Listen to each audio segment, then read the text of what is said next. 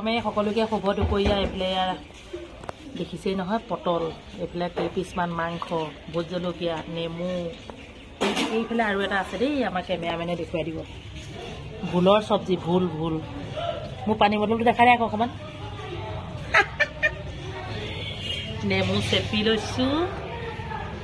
তাৰপিছতে এনেকৈ সানি ল'ম ধুনীয়াকৈ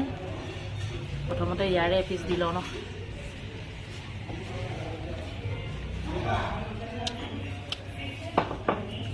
দিনটোৰ ভিতৰত এসাঁজে খাওঁ ধুনীয়াকৈ খাই দিওঁ